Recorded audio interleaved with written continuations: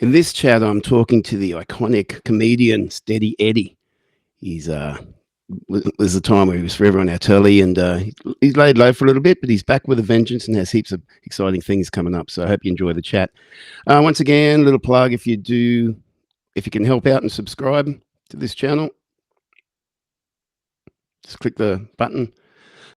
If you're watching it on Facebook, please follow. If you have a story you would like to tell, or you know someone who does, and it's about a local issue, local industry, anything to do with your local community, just email me. The email is going across the bottom there, aussielocalandlive@gmail.com, and we'll get you on for a chat.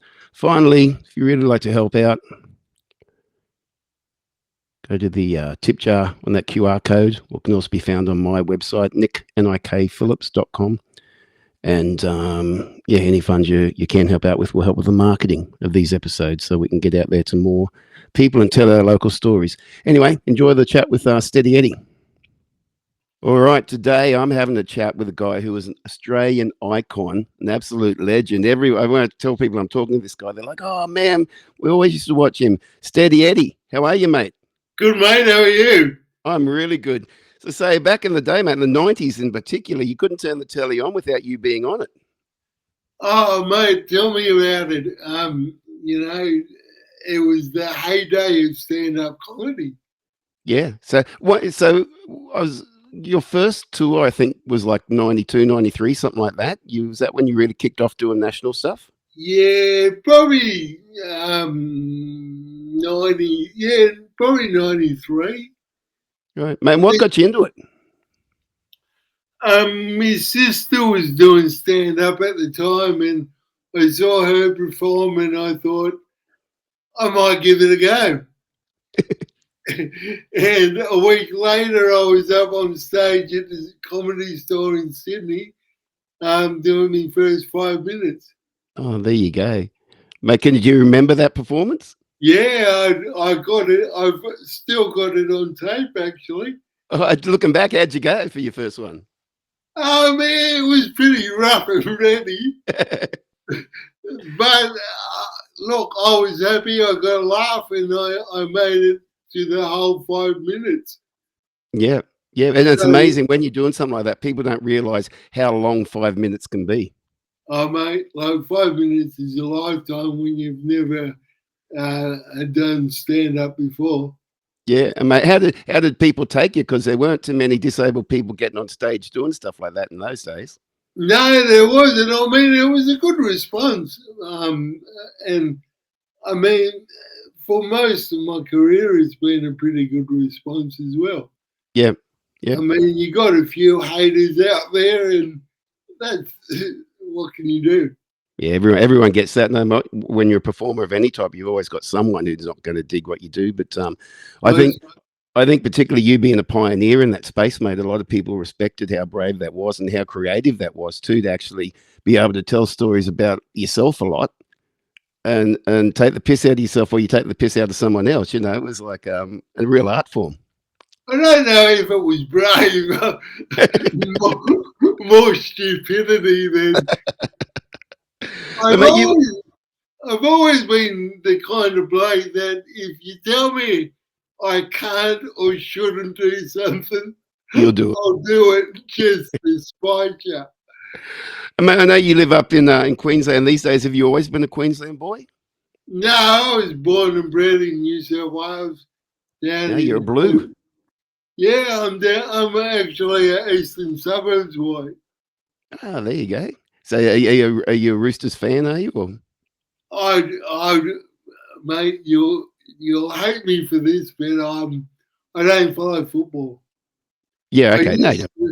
I used to love football, and when they screwed it up with the Super League, and years ago, and threw South Sydney out for a while, I just went, screw you, because it's not about football anymore. It's about money.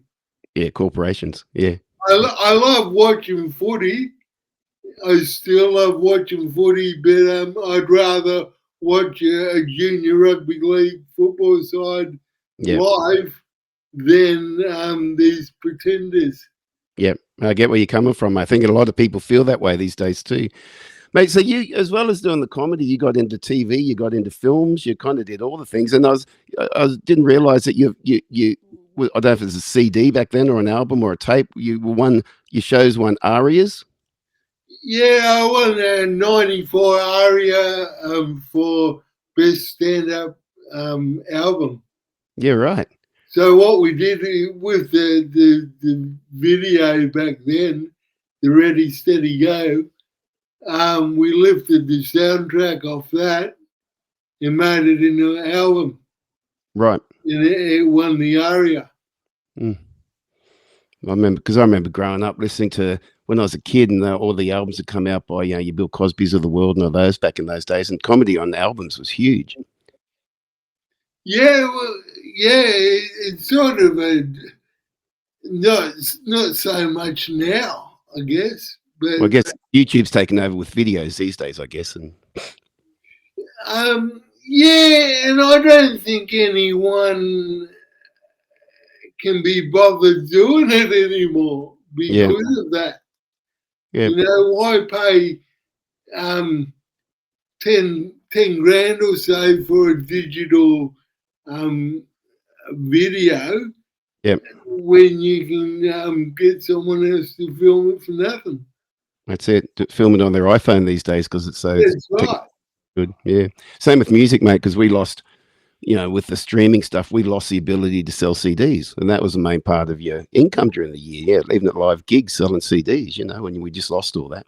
Well, I was in the era where you would get photos taken and sometimes charge for photos. Yeah. And you can't do that anymore because everyone's got a camera in their smartphone, Yeah, exactly. Mate, what do you think the change in comedy from back in the 90s to now? What do you see much with people? Do you like what's going on with comedy, or what's your thoughts? Oh, look, people say that comedy's changed, and people say that this and that and whatever. I do my comedy. I've always done my style of comedy. Yep. I call a spade, and I call bullshit. Yep.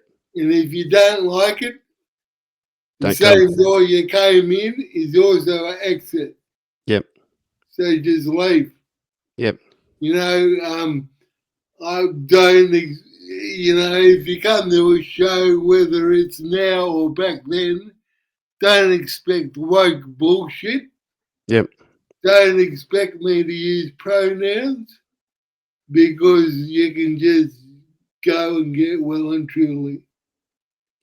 Yeah. And that's just the way I am.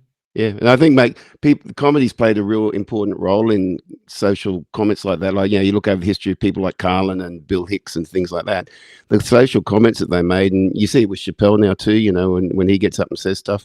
I think comedy has a really good effect on getting people to think about things and realize how much crap and bullshit there is that we put up with that you can talk about through comedy because it's a different approach to the conversation. Mate, I think everyone should have a voice. Don't get me wrong. I think whether you're cerebral palsy or trans, doesn't matter. You should have a voice. Yep. But when it gets to the point where you're being called, just for example, a neo-Nazi because you love your country and love your flag, I mean, that's just ridiculous. Yep. And being called racist or transphobic because you don't believe in something that they're saying. You might agree with 80% of what someone says, but as soon as you go, nah, that's too much, you're a racist or you're transphobic and blah, blah, blah. Bullshit, mate. Yeah. So, mate, are you still writing, doing much writing these days for your material? You still writing new stuff? You get inspiration? I write all the time, mate. Yep. It's like something will happen in the media and I'll go, should I or shouldn't I? And if it sort of sticks in my mind for more than 4 days, I write something. Yeah. Right. So do you have a backlog of material? Like when you're doing your shows now, is it all new material you mainly do, or is it a backlog of material? It's a mixture of both at the moment, but hopefully by next year it'll be a completely new show. Right. Very cool. Yeah. Yeah. Mate, I was watching one of your pieces a while ago, and I think one of the great things I really enjoyed was you were talking about when you go to the airport and how, because you've got a disability, you get like security guys talking to you like they're from the Wiggles or something. And Yeah. and I think that your messaging around that and getting people to just, okay, someone's got a disability doesn't mean you have to kind of, I know people are just trying to be nice, but it doesn't mean you have to talk to them like they're not talking to any other person. No, this guy was being a condescending prick. Yeah, was he? Okay. Yeah, there's a difference. Yeah, there's nice. Yeah. And there's super nice. Yeah. And then there's condescending. Yeah. But mate, you find most people are pretty cool? Like, is that a rarity or? Oh, no. I mean, most people are pretty cool. But when I'm out and about, it happens nearly daily. Okay. When I'm out and about, especially now because so many people with disabilities have support workers.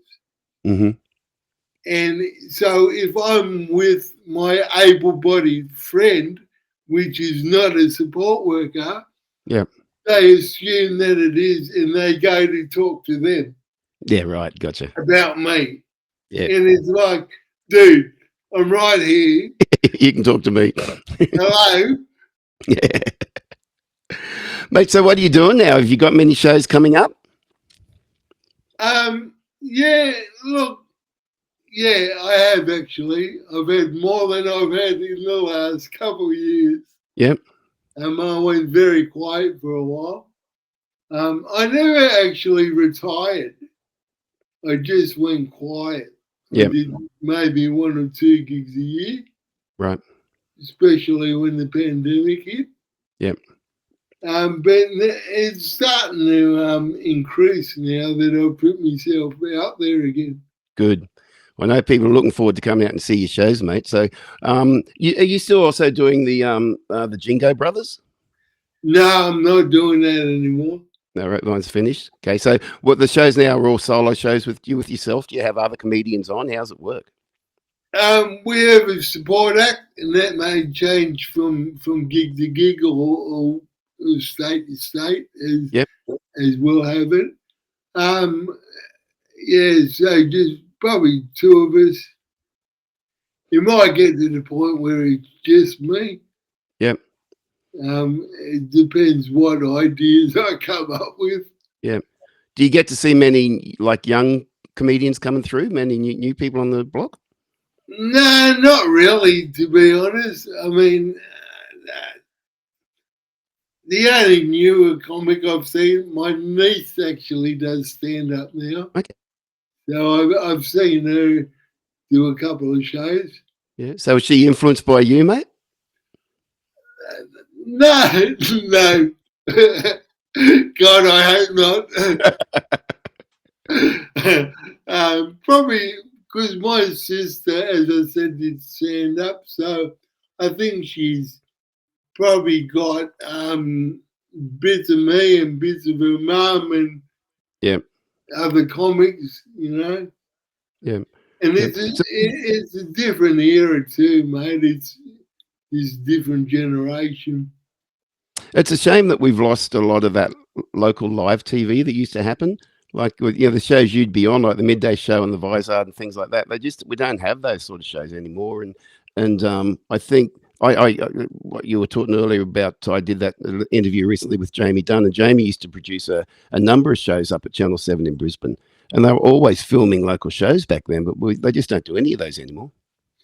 No, they don't. And when Midday finished all those years ago, I think one of the main reasons was their budget. It was a phenomenal budget, mate. It was like, I don't know whether this is true, but the rumours I heard was that it cost about 40 grand an episode.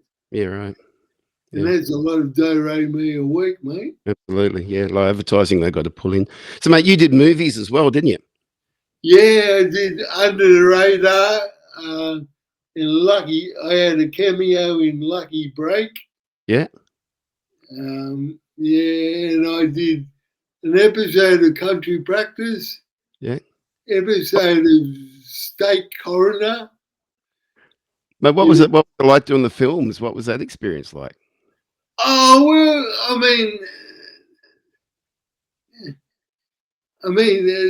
the biggest one was Under the Radar. That took about 3 months to film. Right. That was a pretty good experience. It really was. Was that filmed here or in the States? Down on Gold Coast. Goldie, right? Okay. Yep. Or back of the Gold Coast, yeah. Yeah. I was reading that Rebecca Gibney was in that one. Was she in? No. Who was the actor? Who were the main actors in that one? Chloe Maxwell, Nathan Phillips, Right. and Clayton Watson. Right. Nathan went on to do Snakes on the Plane with Samuel L. Jackson. Yep. Clayton did, I think, one of the Matrix, the later Matrix movies. Right. And Chloe became a mum and a family woman. Because they shot a lot of the Matrix on the Gold Coast too, didn't they? Yeah. I think it was on the sound stage at Warner Bros. Right. I can't remember the guy's name, but I knew one of the guys who was one of the stunt guys on one of those one time. So it was a great experience, the whole thing. Mate, it's rare to see in Australia a comedian sort of really go from the stage to doing film and television. So you're a real standout in what you did and the things you covered across your career. Yeah, look, some of that just fell into my lap. I didn't, I sort of had a little plan of what I wanted to do in my career. Yep. And it just fell into my lap. I mean, Under the Radar was written for me. Right. The guy who wrote the original screenplay wrote it with me in mind for my part. And mate, is that on Netflix and things like that these days? Can you use it? No, I have no idea where you find it. Okay, I have to have a hunt later. Look back on that. It's definitely not on Netflix, mate. Okay, but you travelled the world too, doing a lot of the festivals. Yeah, I went to Edinburgh, Montreal. I went to Vienna. Vienna was a weird one. Was it? Yeah, that was a weird one. Why? What happened there? I just being in a foreign-speaking country, I think, and the shows were in English, but everything else wasn't. And I don't really speak German, mate. Mate, did the Aussie humour? How did the Aussie humour go in those countries? The humour went all right. They got a great sense of humour in Vienna. Yep. It's a culture shock, I guess, is the best way of saying it. Right. I had a weird experience while I was over there. I went to where The Sound of Music was filmed. Yep. On my day off, and just did a walk around of the cemetery. And in the cemetery, I swear to God, there was this open grave, like freshly dug, with the next day's date on it. So they were getting ready for tomorrow. No, I don't know if, what was going on there. But they knew whoever it was going to die the next day. Yeah, you wouldn't want to walk up and see your name on it, would you? No, you wouldn't, mate. You spelled it wrong. That's not me. So, mate, the Sound of Music, what do they have there? What do you see there? Do you see like any of the sets still, or have they? No, you just basically go where they were filming. Yeah, yeah, because they actually filmed it over there, didn't they? They went to. Yeah. So there's a cemetery scene. Yeah. There's the big abbey scene as well. So you go there as well. Right. Yeah. Mate, we're thinking back. What would you say was your most favourite festival you did? I think it was called the Strawberry Fields Festival in New Zealand. Okay. And I'd just done 60 minutes, so I had a pretty high profile. Yeah. And imagine 10,000 people and you could hear a pin drop. Wow. That was pretty cool. That was very special. What city was that in? I think we were just out of Auckland. Auckland, right. It's a beautiful place. At Easter time, I went over with my folks. My two daughters are over in New Zealand at the moment, and we went to a little beach town where one of them lives in Waihi, which is just sort of southeast of Auckland. And it's so beautiful. It was so nice. You got all these Kiwis come over here, and we're like, "You're crazy. We should all be going over there." I know we should invade them, mate. Hey, bro, we're here for the doll. Mate, well, we went to the local club there or bar there one night, and they had a comedy thing on with local comedians, and it was really good. Really enjoyed it. It was good high standard comedy. Unfortunately, we got the front row, so we got picked on, but yeah, that was okay. Well, that's what kind of happens, mate. You pick the front row. You guys are warriors, mate. You guys come out swinging. Look, I don't actually come out swinging. Right. Okay. But if you start something, I will finish it. So hecklers, that's a good point. Do you have a strategy for hecklers, or do you just kind of do it on the fly? Figure out what you're doing at the moment. Oh no, I've got a strategy, and you got to figure out, right, whether they're happy-go-lucky, they're just excited to be there and in the atmosphere, or are they actual hecklers that drunken fools that won't shut up? Yep. So you got to figure out which one they are, and when you figure that out, you address it accordingly. You might just have a chat to them about what they do for a living, and they shut up. Yep. They're the best ones. Yep. And then the other end of the spectrum is you call security to escort them out. Yep. I haven't had too many of them. Yeah. But I've had a few. Yeah. I reckon one of the most annoying ones too must be if you get a table of people, friends there, they've come to see the show, and they're sort of having their own little conversation while you're trying to do your show. That happened the other night, eh? Did it? Yeah. How's this, right? So I'm probably a quarter way, halfway through the show, and it's pretty intimate down the front. I can see what everyone's doing. And this chick is sitting there texting. I mean, just not one text. She's having a conversation. And so I pulled her up about it. I said, here comes to a live show and fucking texts. Mm-hmm. Why? And she got the shits and left. It's a good point, mate. I see it all the time when I'm performing. Half the audience are always in their phone doing something. And I think some of the comedy clubs I know these days get people to put their phones in the pouch or something like that. And I think they should do that at all comedy shows. I think they should. What's the point of coming if you're just going to be on Facebook or YouTube or TikTok or whatever it is. Yeah. Or you see a table of people sitting there at a restaurant or something, and all of them are talking to each other, but they're all texting someone else. And it's like, hang on, you're here with this group of people, put your phones down. Yeah, the best one is me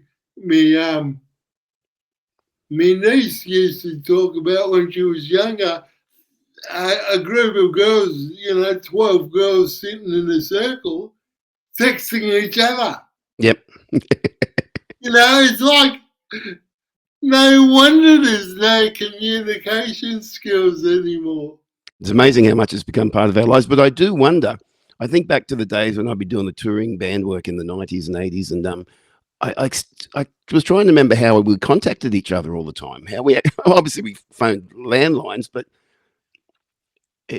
we had to coordinate ourselves a lot better than we do now, because we can just contact anyone anytime now. But I've actually lost some memory of how we actually did it. I think most of it was, we'll meet at such and such at 11 or at whatever time. And if you're not there, then you go find a landline and go ring the last known place where they were.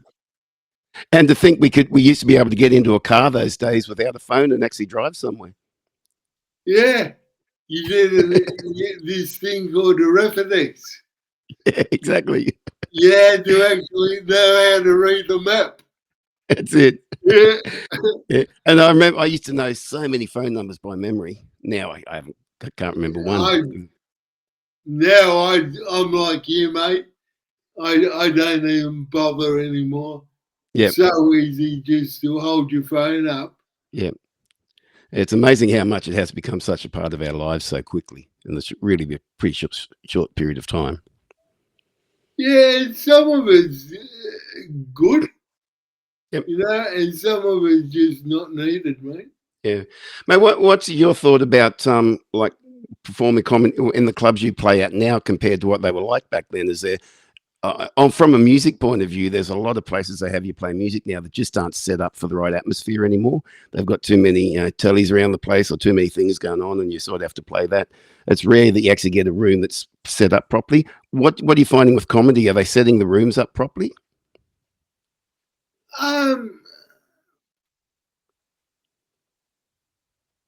Yes and no. Right. Some do. And that's a great thing about working with Gateway Entertainment. Nathan Ward just goes in before the show. Yep. Sets up the sound for me and makes sure that it's as best as it can be. Yep. Because that's a thing a lot of people don't understand who aren't entertainers. They don't realise it can defeat you, or if the atmosphere in the room is set wrong, if the vibe's set wrong, you're sort of going in with your hands tied behind your back because you're not getting people's attention the right way. And it's so important to get that from the beginning, get the atmosphere right. Well, the difference between musos and stand-ups is we don't need the dance floor. Yeah. We call that the comedy moat. Yep. And you don't want the comedy moat, you want that filled in. So, sometimes you've got to reiterate that to the venues that we're not a band, we're stand-up. Yep. So as the tables and chairs as close to the stage as possible. It is the same for musicians a lot of times too. They'll have that big gap there and the sort of the audience is back there. It's like, now let's get more people up front here, and we can make some room if they want it later on, but let's get them close so we can get that relationship happening between the act and the audience, Well, I always thought with when I did music, to have sort of a semicircle around the front if you can. Yep. So that way they can be sitting down. Yep. Or standing, but you still got a bit of a dance floor if it's needed. Because my music, you toured with Midnight Oil, didn't you?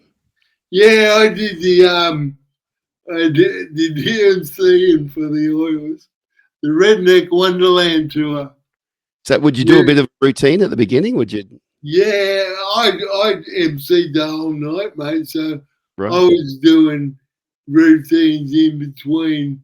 They had a support act, and then they had the biggest Wednesday, which was a surfer movie, and then they had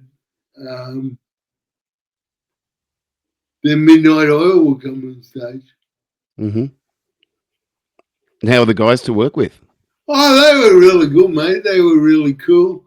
Had some great gigs, and I probably had the one of my worst gigs ever on that tour, and it wasn't because of it. It wasn't because of Midnight Oil or anything. You know, you got to realise when you're opening or emceeing for a band like Oils, now and then they don't care who you are. Yep. They just want Oils. Yeah. So imagine, it was a huge venue too. Imagine about 2,500 people. Every time I tried to say anything, all I got was Oils, Oils. Like 2,500 people just Oils, and I just oh, Mate, I feel the pain for you on that one. oh, mate, in the end, I think I went to the side of stage and got a paper. But but you found most venues people were digging it. Oh, mate, as I said, that was the only one that I couldn't get anything out. Right. You know, the difference is that versus, I think it was St. George League's Club. Again, you could have heard a pin drop. Right. So that's just the difference between the audience. Yep. Yep. Mate, it's such a wide range of things you've done. It's one heck of a career, mate. That from the TV to the movies to the live stuff to your recordings. Well, If you look, you're talking like it's over, mate. no, man, no. If you look back on those things, what would you say? Like, is it being on stage in front of a live audience that's been the most fun, or is it doing the films or TV? What elements of your career have you enjoyed the most?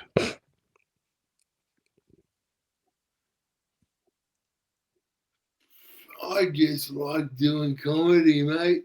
Right. You know,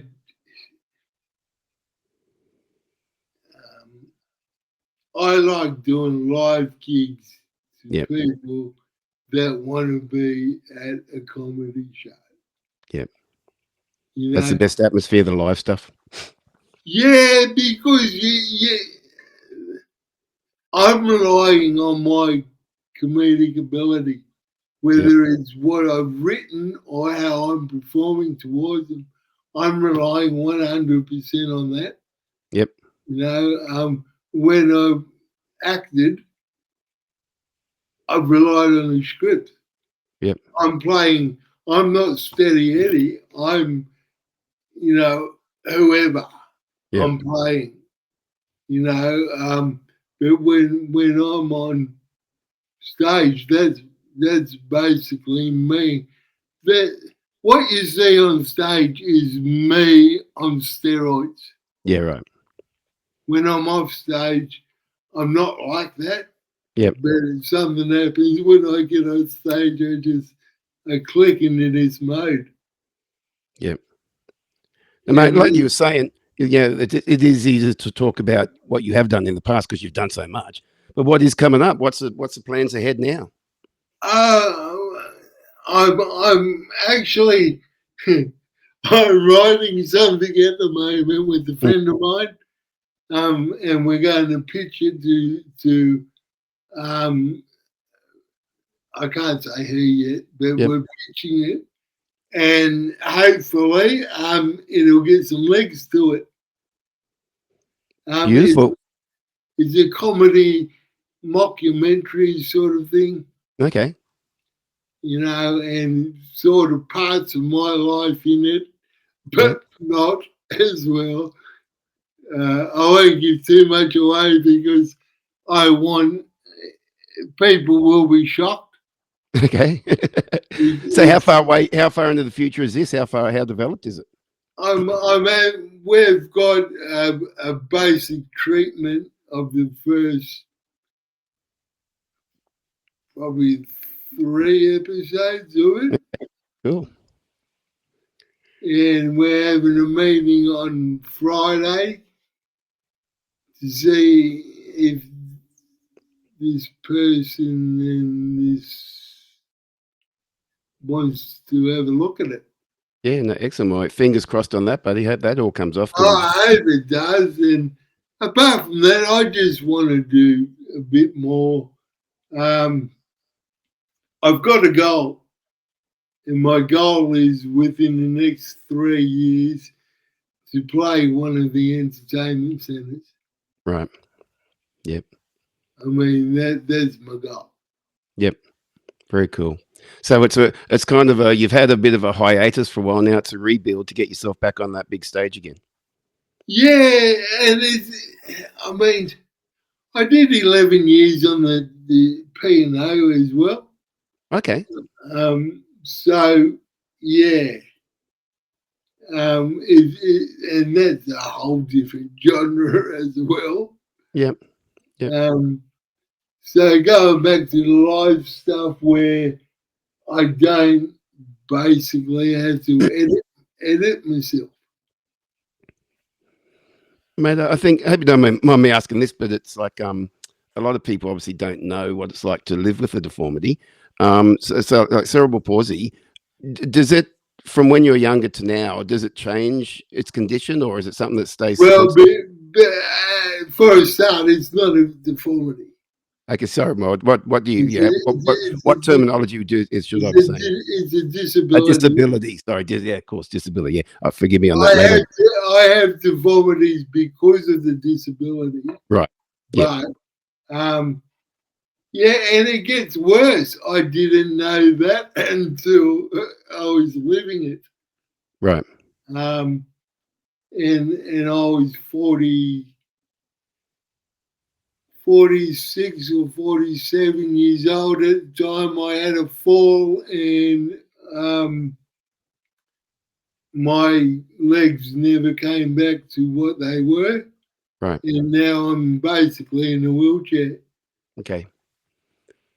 Does that make it, obviously the challenges of getting to clubs and everything, does that slow you down, or have you got that now? Your life is so, you manage it so well that you know how to all the challenges. Getting on and off stage has always been a bit of a challenge. Now it's just a bit more of a challenge. Yep.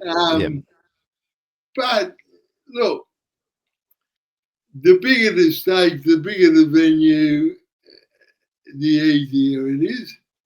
Yep. And the smaller venues are a bit more difficult. Yep. Because you got to think outside the box. Yep. Got to get on stage and got to get a good chair that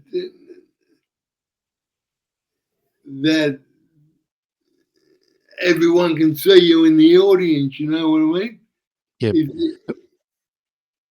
You must have been a real mentor to a lot of people. Like inspired a lot of people who've got disabilities they're working with, and to see what you've done and what you do. Is there different organisations you work with in that, or is it do you get a lot of personal feedback? I get feedback from quite a few people. I don't work with any one disability group or whatever. It's like, if someone rings me up to do something, like a charity night, I don't care who it's for. Yep. If they need a hand, they need a hand. I don't think whether they're able-bodied or disabled, if they need a hand, they need a hand. Yep. You do a charity night, you do a charity night. Yep. You know? Mate, in some ways, people, well, speaking personally, have seen you as like a bit of the Aussie larrikin. Do you find? What do you mean a bit? Mate, where do you think our culture is? Is our larrikin sense of humour alive and well, or are we at threat of losing some of it? Where do you reckon we are? Oh no, we're not, mate. As long as there's people like myself, Chris Franklin, Bob Cutter, Yeah.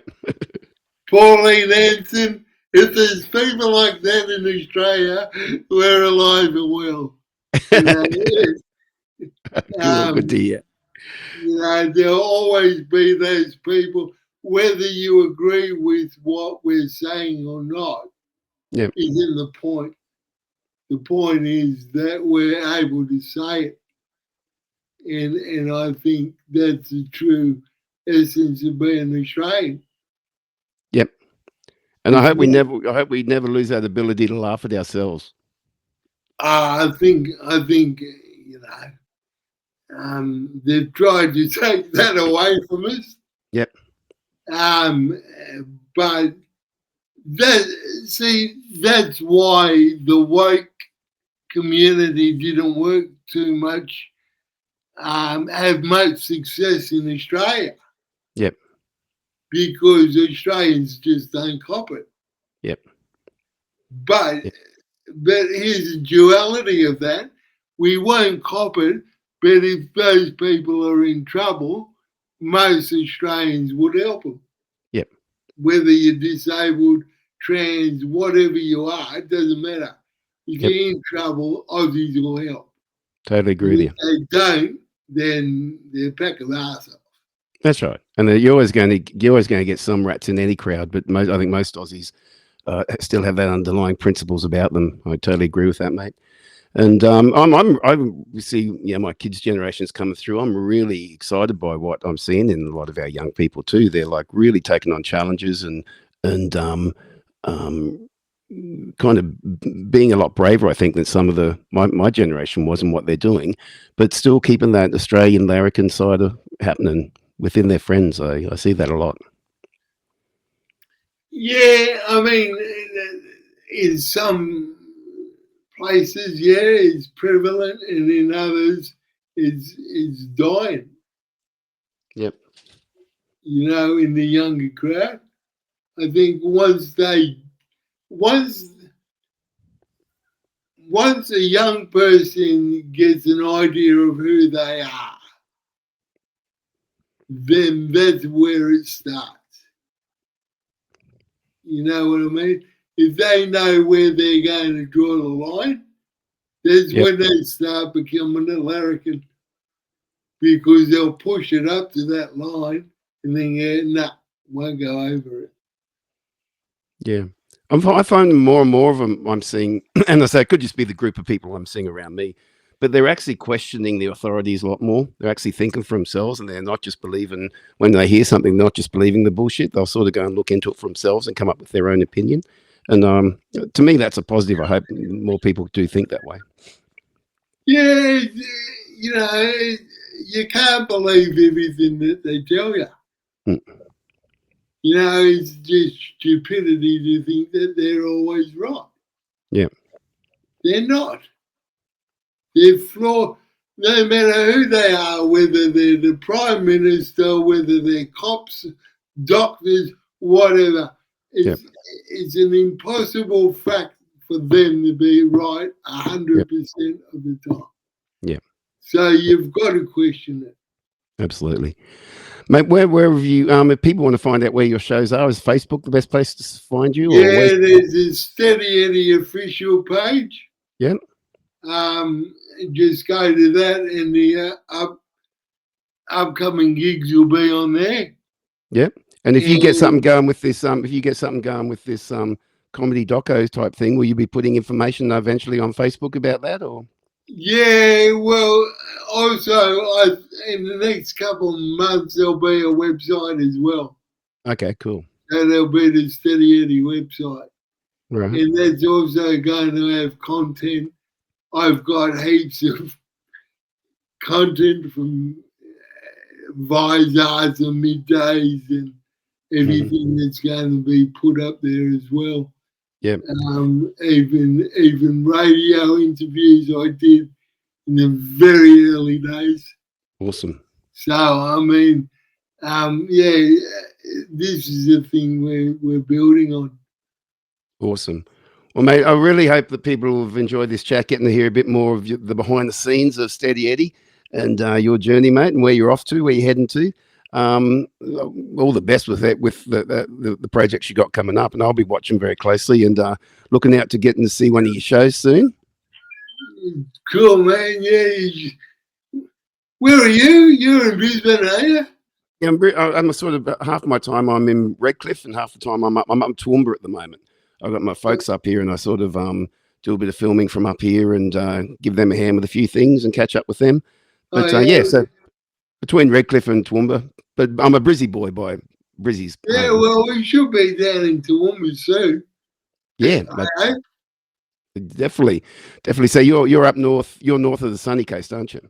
Yeah. I'm Gimpy's. Yeah.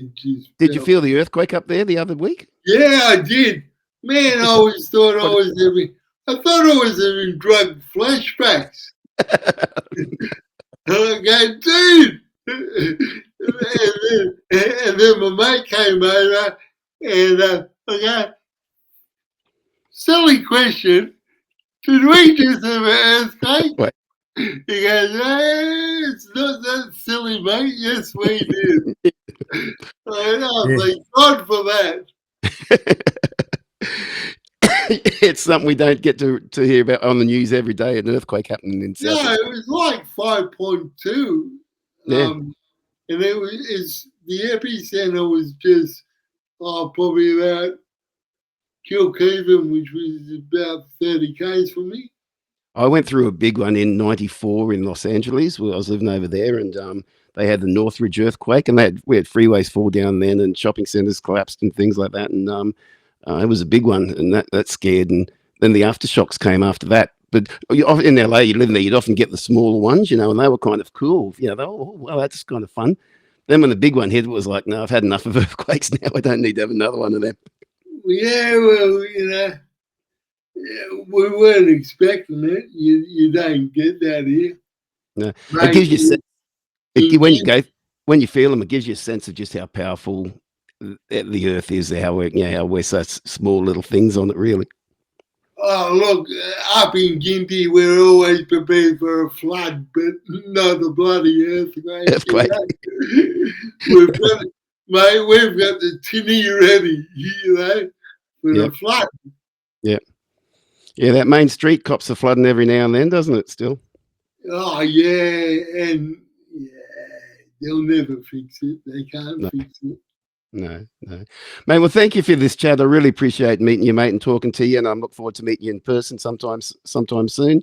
And everyone, check out what Steady's doing, and keep following him, and we will want to see you on one of those entertainment centre stages, mate. Cool, mate. Thanks a lot, eh? No worries. Thanks, Steady.